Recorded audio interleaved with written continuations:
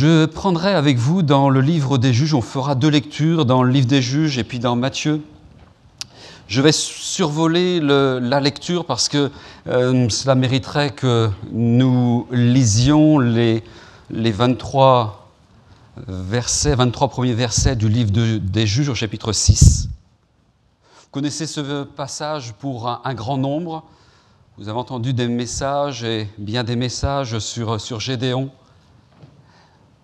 Mais je crois que même si nous avons entendu beaucoup de choses, même si nous avons été enseignés et réenseignés, ce matin, il y a un message pour l'église de Dessines. Il y a un message pour votre famille, pour ta famille. Il y a un message pour vous personnellement. Je suis étonné de voir comment le Seigneur parle tantôt d'une manière, tantôt d'une autre, et comment sa parole s'accomplit d'une manière majestueuse. Dans Juges au chapitre 6, je vais directement au verset 13.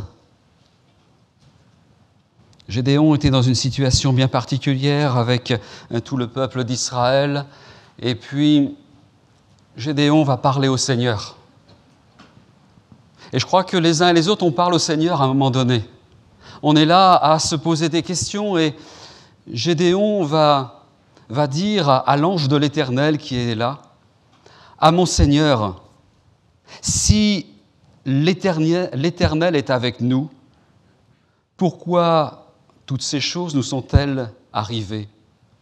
Et où sont tous ces prodiges que nos pères nous racontent quand ils disent « L'Éternel ne nous a-t-il pas fait monter hors d'Égypte? Maintenant, l'Éternel nous abandonne et il nous livre entre les mains de Madian. » Et là, vous dites « Amen ». Ah oui, c'est la parole de Dieu, on va dire « Amen » quand même. Hein. Des fois, on n'a pas envie de dire « Amen ». Mais ce n'est pas vrai. Il y a des chemins par lesquels nous passons qui sont parfois insupportables, terribles. Il n'empêche que nous voulons rester dans la foi du Seigneur, nous voulons ne pas douter. Est-ce que ça vous est arrivé? En tout cas, moi, ça m'est arrivé plus d'une fois, dire, mais Seigneur, jusqu'à quand? Seigneur, j'en ai assez.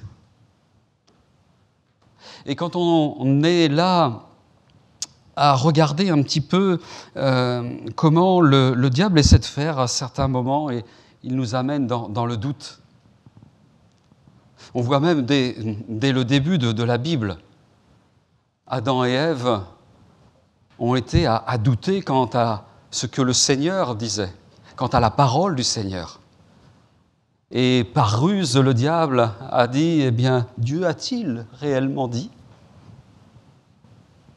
Et parfois, nous entendons aussi, même si nous sommes des habitués de la parole de Dieu, de la lecture de la parole de Dieu, même si nous sommes habitués de la présence de Dieu dans l'Église, il y a parfois bien des interrogations et des doutes. Pourquoi ces choses sont-elles arrivées si Dieu est avec nous?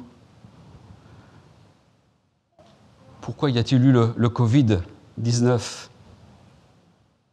Je sais que vous avez été impactés. J'étais aussi dans le comité, je suis dans le comité Viens et Voix avec votre pasteur, et puis on s'est... Voilà. Nous sommes très fraternels et très partageurs. Et moi, en arrivant en région parisienne, eh bien, je l'ai également partagé à d'autres. C'est vrai qu'on sourit un peu, mais ça a été dramatique pour beaucoup. Et je sais le prix que certaines familles ont payé sur Dessines. Et vraiment, on se dit, mais c'est pas possible quand même. On peut se poser la question aussi quant à l'actualité.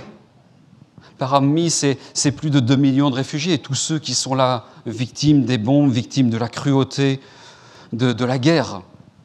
Pourquoi? Pourquoi, Seigneur? Pourquoi tous ces drames, même dans certaines familles, dans certains couples, où seuls, parfois, le mari et la femme sont conscients du drame qui existe. On voit des choses qui arrivent sur nos vies comme un tsunami.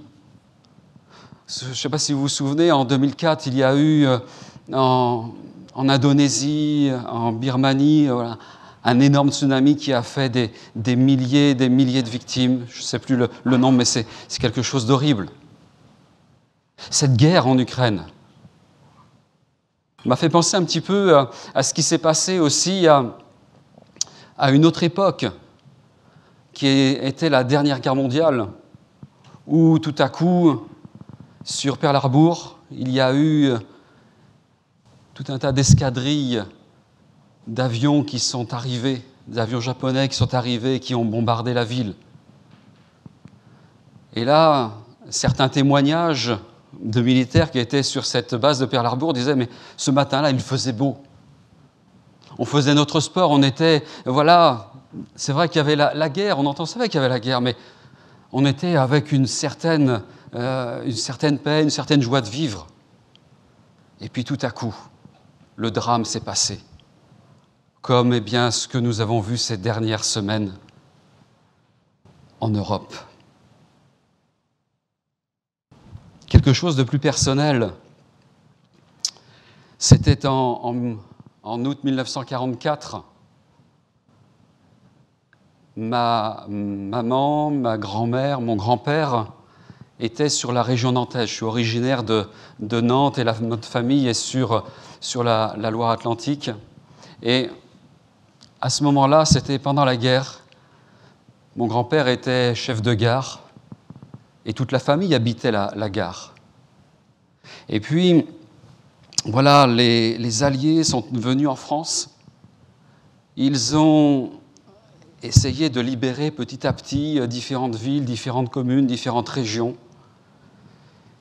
Et puis dans la gare, il y avait, en ce mois d'août, des trains qui étaient stationnés sur des voies, des trains de marchandises. Et les Allemands qui étaient venus pour libérer se sont mis à tirer sur ces trains de marchandises, croyant qu'il y avait des Allemands qui étaient là. Et ma grand-mère, a été victime d'une balle perdue. Ma maman, qui était la fille aînée de la famille, avait 11 ans. Et tout à coup, elle a dû prendre tous les enfants, parce qu'il y a quand même 9 enfants. Et elle a dû être faire la maman de la maison. On se dit, voilà, c'est quelque chose de personnel, mais il y a des drames qui se passent dans les familles. Et je pense que si on prenait le temps de partager, il y aurait bien des choses comme ça. Pourquoi ces choses sont-elles arrivées ? Pourquoi ces choses sont-elles arrivées ? Des fois, on a des temps de grâce, des temps de paix, Dieu merci. Et il n'empêche que dans les moments de paix et de grâce, on se relâche parfois. Parfois, on oublie. Et puis, on laisse le péché reprendre un petit peu de place. On se donne certaines libertés. On se donne des autorisations. Je crois qu'on est assez tolérant avec nous-mêmes. Hein. Moi, j'ai une grande compassion avec moi-même. Je ne sais pas si vous êtes comme moi, mais parfois, j'ai beaucoup plus de mal à pardonner aux autres que me pardonner à moi-même. Que Dieu nous aide. Hein. Et quand on est face à des erreurs, face au péché, Dieu soit béni, quand on a l'humilité de se mettre à genoux devant le Seigneur, lui demander pardon pour qu'il nous donne la délivrance, Et puis là, la paix revient. Mais on voit dans nos vies, il y a des cycles comme cela. Il y a des cycles qui sont comme cela et qui amènent à quelque chose de bon, mais à d'autres moments où on n'est pas tout à fait en phase avec le Seigneur. Lorsque je reprends le livre des Juges, on va lire quand même quelques versets au début du livre des Juges. Je vous invite à lire la suite chez vous, mais quand il est dit au verset 1, « Les enfants d'Israël », Juges 6, 1, « Les enfants d'Israël firent ce qui déplaît à l'Éternel, et l'Éternel les livra entre les mains de Madian pendant 7 ans. La main de Madian fut puissante contre Israël. Pour échapper à Madian, les enfants d'Israël se retiraient dans les ravins des montagnes, dans les cavernes et sur les rochers fortifiés. Quand Israël avait semé, Madian montait avec Amalek et les fils de l'Orient, et il marchait contre lui. Il campait en face de lui, détruisait les productions du pays jusque vers Gaza, et ne laissait en Israël ni vivres, ni brebis, ni bœufs, ni ânes. Car ils montaient avec leurs troupeaux et leurs tentes, ils arrivaient comme une multitude de sauterelles, ils étaient innombrables, eux et leurs chameaux, et ils venaient dans le pays pour le ravager. Israël fut très malheureux à cause de Madian, et les enfants d'Israël crièrent à l'Éternel. Lorsque les enfants d'Israël crièrent à l'Éternel au sujet de Madian, l'Éternel envoya un prophète aux enfants d'Israël et leur dit « Ainsi parle l'Éternel, le Dieu d'Israël. Je vous ai fait monter d'Égypte et je vous ai fait sortir de la maison de servitude. Je vous ai délivré de la main des Égyptiens et de la main de tous ceux qui vous opprimaient. Je les ai chassés devant vous et je vous ai donné leur pays. Amen. » Il faut être conscient que dans la vie, il y a des choses qui nous arrivent comme cela, mais il y a aussi certaines choses qui sont le fait de nos inconséquences, le fait de ce que l'on a mal géré, de ce que l'on n'a pas mis les priorités à la bonne place, de ce que l'on n'a pas mis Jésus à la place d'honneur. Je ne suis pas du tout à faire la morale, hein. Ceci dit, on est tous pareils, hein, tiraillés entre notre chair, tiraillés entre notre âme, notre esprit. Mais ce que l'on sème, on le récolte. Et si vous avez la bonne idée de planter un poirier dans votre jardin, ce ne sera pas un chêne. Il n'y aura pas de glands qui apparaîtront à un moment donné. Si vous mettez des plants de concombres dans votre jardin, n'imaginez pas que vous allez faire des frites avec, ce ne sont pas des pommes de terre qui viendront. Certains pensent que Dieu peut tout faire. Et il est vrai que rien n'est impossible à Dieu. Mais Dieu n'est pas fou. Dieu ne fait pas tout. La toute-puissance de Dieu n'est pas en opposition avec sa sagesse, avec son intelligence, avec ce qu'il a dit. Je crois que j'ai remarqué cela. Parfois, les gens de ce monde sont plus avisés que nous. Je pars en courant, non? Que le Seigneur nous aide. Que le Seigneur nous aide à bien construire nos vies. Que le Seigneur nous aide à être avec notre cœur au ciel, bien sûr, mais aussi à être pragmatique, à être vraiment terre à terre dans certains domaines. Et je dirais, si des fois nous étions vraiment en application avec ce que le Seigneur dit, avec les promesses qui sont celles du Seigneur, avec les avertissements que le Seigneur nous donne. On se dit parfois, mais ça y est, on va être en paix, on va être tranquille. Paix et sûreté. Et à ce moment-là, un grand malheur arrivera. Ne nous installons pas dans certaines de nos faiblesses, comme notre incrédulité. Parfois, lorsque nous sommes dans les difficultés, lorsque nous sommes là, acculés par rapport à des mauvaises nouvelles, à des mauvaises situations, on peut dire ou faire des choses insensées. Que Dieu nous aide. Lorsque nous sommes ébranlés de différentes façons, à vraiment nous appuyer sur le Seigneur, nous appuyer sur sa parole, nous appuyer sur le Saint-Esprit qui nous a été envoyé. Si Dieu est avec nous, pourquoi ces choses sont-elles arrivées? Oui, Dieu est saint, Dieu est puissant, Dieu est infini, Dieu est là avec nous. Et pourtant, il nous arrive quelques bricoles, quelques difficultés. C'est assez perturbant, non? C'est assez troublant parfois de voir que, alors qu'il y avait le peuple d'Israël qui était là, les Madianites, venaient les terrasser, obligés de se cacher dans les fossés, dans les cavernes, obligés de se retrouver complètement en retrait. Et c'est là, je le disais tout à l'heure, on se dit pourquoi ? Pourquoi ? Pourquoi ? Et quand je regarde dans la Bible, il y a à peu près 300 fois où il est marqué « pourquoi ». Je peux vous poser une question ? Est-ce que le Seigneur n'est pas parfois à nous demander pourquoi ?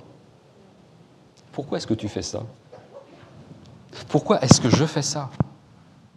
Pourquoi est-ce que, je n'ai pas respecté ce que tu me disais, je n'ai pas été fidèle dans la promesse que tu m'as donnée, Seigneur ?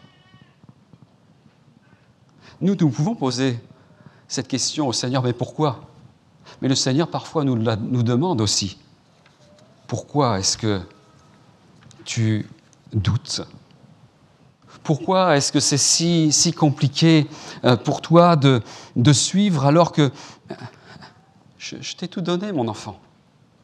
Je t'ai tout donné. Je t'ai donné le salut. Le salut est accessible à tous, des enfants les plus jeunes jusqu'aux personnes les plus âgées. Que l'on soit chinois, que l'on soit australien, que l'on soit européen, que l'on soit africain, quelle que soit la région du monde, quel que soit le pays du monde. Le salut a été donné pour tous les hommes. Alléluia.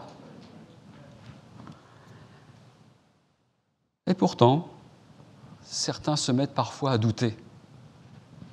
Et je dis ça sans doute pour les plus jeunes qui sont parmi nous. Ce n'est pas parce que l'on a quelques années de marche avec le Seigneur qu'il n'y a pas des doutes qui sont là.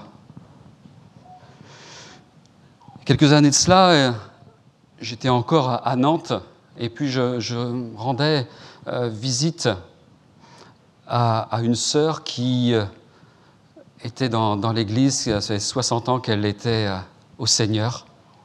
On se dit, 60 ans, c'est un chêne, c'est un roc dans la foi. Et je la voyais comme ça, j'allais dire tout jeune, plus jeune que je ne l'étais maintenant. C'était un modèle, une exemplarité, un exemple de fidélité. Et puis, elle était malade, elle était hospitalisée, on savait que c'était les derniers instants. Donc je vais lui rendre visite, je lui demande comment elle allait au niveau de si elle était dans la paix avec le Seigneur, pour me rassurer un petit peu et puis pour parler un petit peu du Seigneur. Et elle me dit, mais je ne sais pas si je vais aller avec le Seigneur. J'ai eu un moment d'arrêt, un moment d'interrogation, mais je me dis, mais cette femme, il n'y a rien qui extérieurement, apparemment, ferait qu'elle ne puisse pas aller avec le Seigneur. Elle priait tous les jours, elle était là. Mais je me suis rendu compte que même dans ces moments-là, le diable avait réussi à mettre du doute dans son cœur. Alors je lui ai rappelé rapidement qui était le Seigneur, quelles étaient les promesses du Seigneur. Mais vous vous rendez compte, quand on est faible, lorsque l'on est dans certaines difficultés, il y a parfois des voix qu'on devrait ne pas laisser entrer jusque dans notre cœur et s'appuyer sur la parole. Il est écrit. Il est écrit. Je lis ce passage dans Matthieu au chapitre 14, si vous voulez faire cette lecture avec moi. Je prends un autre passage pour vous parler de quelqu'un qui va être sauvé alors qu'il eut des doutes. Il s'agit de Pierre. Matthieu 14, 22, aussitôt après, il obligea les disciples à monter dans la barque et à passer avant lui de l'autre côté pendant qu'il renverrait la foule. Quand il l'eut renvoyé, il monta sur la montagne pour prier à l'écart, et comme le soir était venu, il était là seul. La barque, déjà au milieu de la mer, était battue par les flots, car le vent était contraire. À la 4e veille de la nuit, Jésus alla vers eux, marchant sur la mer. Quand les disciples le virent marcher sur la mer, ils furent troublés et dirent « C'est un fantôme !» Et dans leur frayeur, ils poussèrent des cris. Jésus leur dit aussitôt « Rassurez-vous, c'est moi, n'ayez pas peur !» Pierre lui répondit « Seigneur, si c'est toi, ordonne que j'aille vers toi sur les eaux. » Et il dit « Viens !» Pierre sortit de la barque et marcha sur les eaux pour aller vers Jésus. Mais voyant que le vent était fort, il eut peur. Et comme il commençait à enfoncer, il s'écria « Seigneur, sauve-moi !» Alors Jésus étendit la main, le saisit et lui dit « Homme de peu de foi, pourquoi as-tu douté ?» Et ils montèrent dans la barque et le vent cessa. Amen, alléluia. Homme de peu de foi. Allez, femme de peu de foi. Oui, il y a aussi des femmes de peu de foi. Mais je crois qu'on est tous de la même nature. On est tous parfois à douter. Est-ce que Jésus ne nous envoie jamais dans la tempête ? Est-ce qu'il n'y a pas des moments de difficulté par moment ? Est-ce que dans ces moments-là, le Seigneur n'est pas aussi près que cela ? Est-ce qu'il n'est pas là jusque dans la barque ? Ou peut-être même à côté de la barque ? Il est peut-être là sur la mer comme dans ce texte. Et pourtant, nous avons besoin de la parole du Seigneur. Nous avons besoin d'une parole renouvelée jour après jour. Ce que je vous dis ce matin, je suis convaincu que la très grande majorité d'entre vous le savez.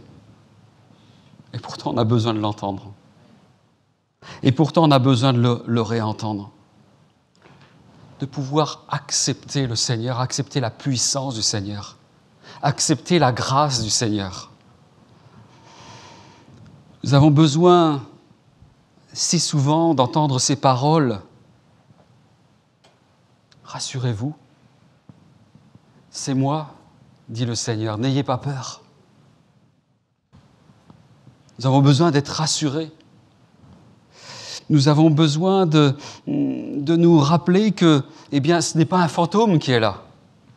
C'est ce que disaient les disciples. C'est un fantôme. Mais le Seigneur est bien réel. Le Seigneur est bien vivant.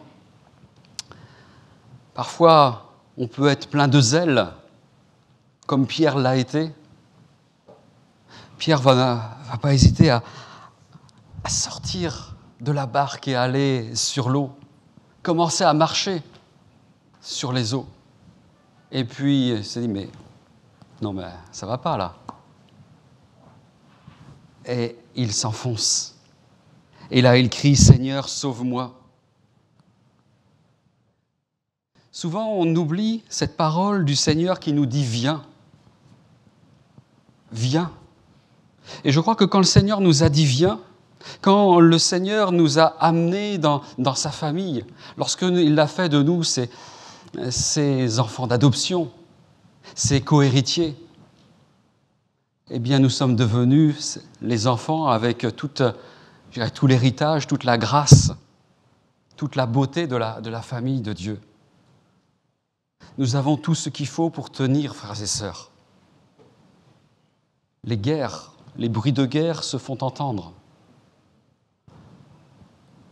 Les Madianites sont peut-être là, impressionnants, terrorisants, et pourtant, le Seigneur est le même.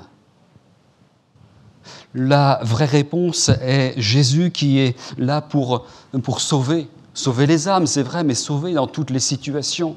Sauver dans la situation de ta famille, de ton couple. La situation de votre famille, de votre couple.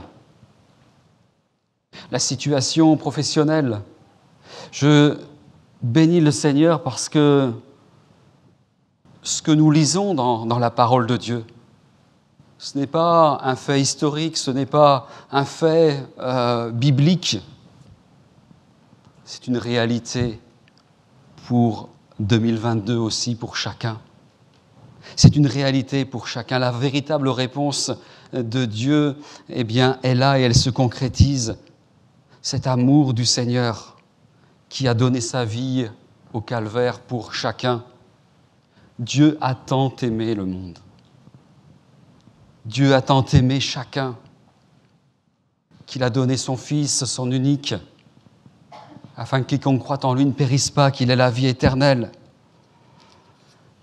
On voit, par rapport à tout cela, Gédéon qui va, à un moment donné, eh bien, être dans le doute, et puis il va se dire, mais je suis dans une petite famille, je suis vraiment petit, et le Seigneur va lui donner des paroles. Vaillant héros. Vaillant héros.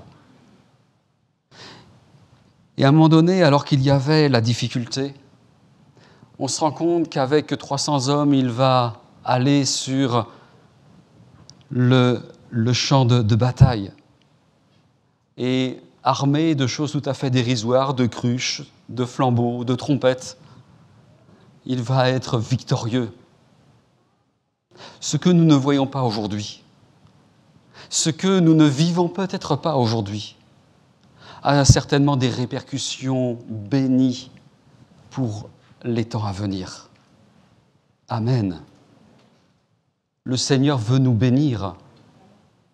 Le Seigneur prend soin de nous. Le Seigneur fait grâce encore. Et que dirais-je de Pierre qui, à un moment donné, a été à paniquer alors qu'il était sur la mer, criant « Seigneur, sauve-moi !» Et le Seigneur est venu le secourir. Le Seigneur est venu enlever ce doute. Et Pierre deviendra ce roc, deviendra eh bien, celui qui a amené aussi des Juifs à se rendre compte qu'il y avait aussi le salut qui était donné pour les non-juifs, pour tous les hommes, pour toutes les nations. Il a été cet instrument entre les mains du Seigneur. Jésus dit « Sors de la barque ». Le Seigneur dit « Bien, vaillant héros, sois en paix, ne crains pas ». Je crois qu'il est bon peut-être ce matin de crier à Dieu, de s'attacher à Dieu. Et que, encore, malgré ces moments, notre vie avec le Seigneur, notre marche avec le Seigneur se voit. Que nous ne soyons pas là comme acculés par les difficultés, mais que nous soyons là à proclamer la victoire de Jésus. Que nous soyons là à manifester cette grâce que le Seigneur nous a donnée, que ce soit visible. Je crois que lorsque l'on est au Seigneur, eh bien, il est bon que ça s'entende. Si vous avez été sauvé par le Seigneur, alors je me permets, je ne vous connais pas, que vous puissiez élever votre voix vers le Seigneur, le prier, le louer, le chanter. Je crois que c'est de l'abondance du cœur que la bouche parle. Et je crois que lorsque l'on est avec cette foi dans le Seigneur, il y a quelque chose qui se dégage de nos vies. Il y a comme une bonne atmosphère qui se dégage. Lorsque nous sommes remplis du Saint-Esprit, il y a vraiment quelque chose qui est là comme un baume, comme un parfum de bonne odeur, qui est là à répandre un climat de paix, de joie. Et je crois que nous qui sommes au Seigneur, c'est vrai que nous pouvons nous poser des questions, mais pourquoi ? Il n'empêche que nous avons les paroles de la vie éternelle. Nous avons, le Christ qui vit en nous. Nous avons été faits le temple du Saint-Esprit. Et cette paix, cette joie qui est venue dans nos cœurs, nous devons, la diffuser, la répandre tout autour de nous. Je crois que nous devons manifester cet amour pour les autres et je bénis le Seigneur. Voilà, ici, comme nous le faisons aussi sur Andrézieux, nous prions pour nos frères et nos sœurs persécutés, nos frères et nos sœurs qui sont malmenés, qui sont terrorisés. Nous devons avoir un cœur qui est comme celui de Jésus, avec les sentiments identiques à ceux de Jésus-Christ. Attachons-nous au Seigneur. Attachons-nous au Seigneur ce matin. Le Seigneur est là pour nous aider dans nos difficultés. Sa parole est là pour nous ramener à lui. Nous avons parfois des questions, mais faisons confiance à Dieu. Faisons confiance au Seigneur. Il est digne de confiance. Il est digne parce que, à lui revient tout l'honneur, toute la gloire, toute la puissance. Quand il est dit dans Apocalypse 4:11, « Tu es digne, notre Seigneur et notre Dieu, de recevoir la gloire et l'honneur et la puissance, car tu as créé toutes choses, et c'est par ta volonté qu'elles existent et qu'elles ont été créées. Amen. Amen. » Alors, ne regardons pas les circonstances. Nous devons y regarder, c'est sûr. Je ne dis pas qu'il faut tout être complètement fermé, hermétique à tout ce qui se dit. Mais quand je dis ne regardez pas aux circonstances, c'est qu'il y a des choses qui sont bien plus élevées. Il y a des batailles qui sont beaucoup plus glorieuses et beaucoup plus réelles que la réalité que nous voyons. Attachons-nous au Seigneur. Ayons foi dans le Seigneur, quelles que soient les difficultés. Le Seigneur est celui qui est là. Attachons-nous à notre Père céleste. Attachons-nous au Saint-Esprit. Attachons-nous à la parole du Seigneur. Christ est la réponse ce matin. Christ est ta réponse ce matin. Amen. Seigneur, nous te prions pour que tu répandes ta grâce et ta bénédiction. Nous te prions pour que tu nous aides quand nous sommes à nous interroger, quand nous sommes à douter, quand nous sommes à ne pas comprendre le malheur dans lequel nous pouvons être. Et c'est vrai qu'au regard de ce que nous avons partagé ce matin, nous voyons que bien d'autres aussi ont été dans les mêmes interrogations que les nôtres. Et je veux te prier pour que tu renouvelles une foi, tu renouvelles un zèle nouveau dans le cœur de chacun. Que Seigneur, tu répondes vraiment aux besoins. Seigneur, que les choses s'en aillent si c'est ta volonté, que les choses demeurent si c'est ta volonté, mais que surtout, eh bien, que chacun reste fidèle à toi, accroché à toi, espérant en toi. Oui, Seigneur, merci pour ce partage ce matin. Merci pour ce que tu fais ce matin. Au-delà de ces soucis personnels, il est vrai que nous voulons te prier pour ceux et celles qui sont en souffrance. Nous te prions pour que vraiment tu fasses une grâce particulière, tu bénisses particulièrement. Oui, Seigneur, merci de sauver, merci de guérir, merci de délivrer. Merci de faire taire tout ce qui est contraire à cette paix, cette joie que tu veux donner. Oui, Seigneur, tu es celui qui revient bientôt. Et Seigneur, nous voulons vraiment rester confiants jusqu'à ce que tu viennes. Amen.